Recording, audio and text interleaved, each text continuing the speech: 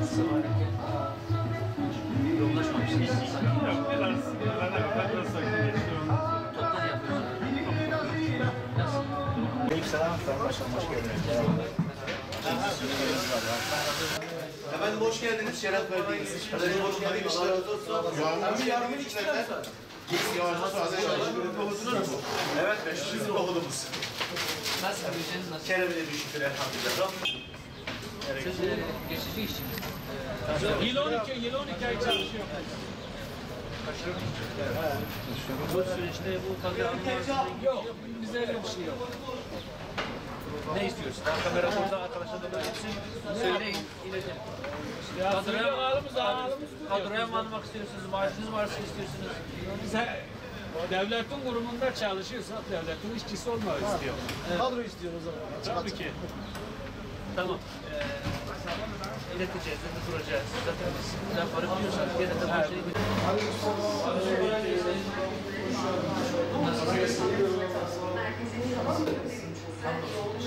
şeyi bakmaya çalışıyorum. Şey görmeyince aradınız bırakıyorum. İşe nasıl? İstanbul biraz merkezi. Çok şükür. Mustafa memleket. Nizip misiniz? Orlu değil. Orlu. Senkili. Sekin. Senkili. Biz baban. Kaç yıldır buradasın? 15 yıl oldu. 15 yıl oldu. Güzel bir genel sektör. Kızım babamın için. İnşallah. Olan varlık demek. Aynen öyle.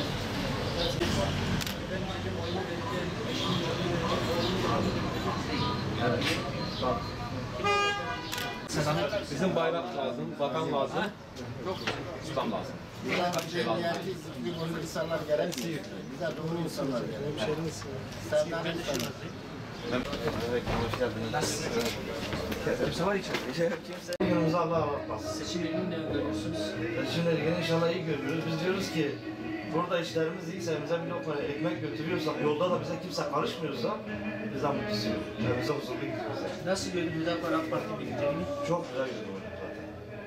Zaten ben açık söylüyorum.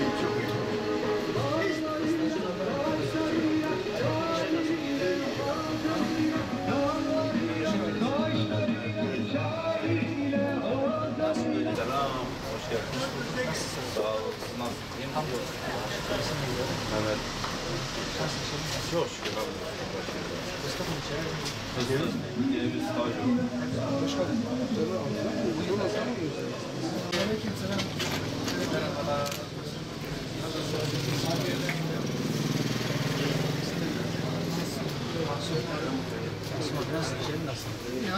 Selamünaleyküm. Nasılsın kardeşim? Nasıl işleriniz, durumunuz nasıl? Aleykümselam ve rahmetullahi ve Nasılsınız? İyi, hamdolsun. Siz nasılsınız? Ben öyle gidiyorum. Allah'ın izniyle. Allah'ın izniyle. Belediye seçimleri harika. Bundan fazla olur harika.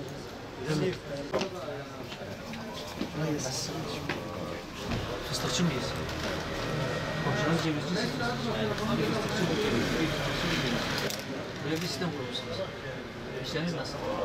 Peki, yoksa size dönüşe miyiz? Nasılsınız? İsmail abi.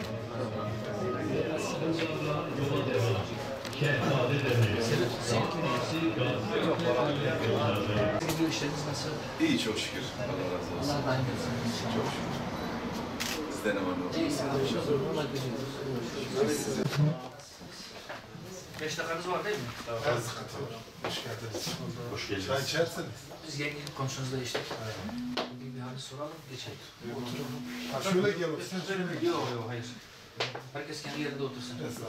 Selam, hoş geldiniz. Hoş bulduk. Nasılsınız? İyisiniz. Selamünaleyküm.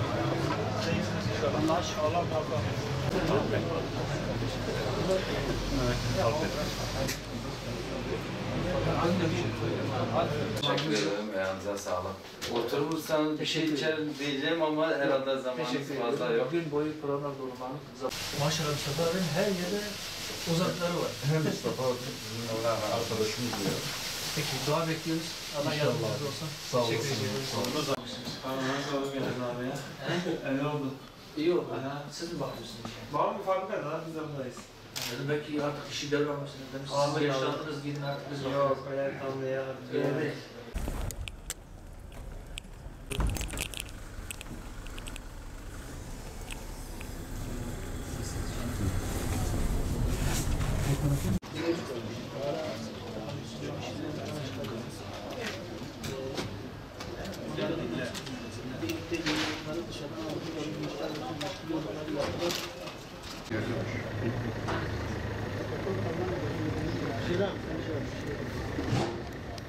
Korkursınuz.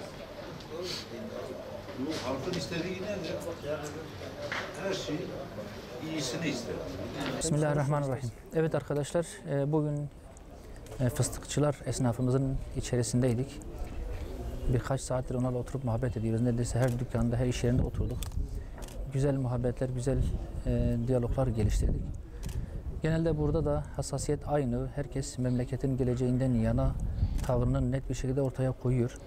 Elbette yine bazı sistemler var. En büyük sistem de siyaset kurumundan seçimden seçime esnafın içerisine gelip sonra bir daha görülmeyen vekillerimizden yana sistemler var. Siyaset kurumunun esnafla, halkın sorunlarıyla daha içli dışlı, daha yakın olması beklentisi var. Bunu şimdiye kadar görmediklerini ifade ediyorlar.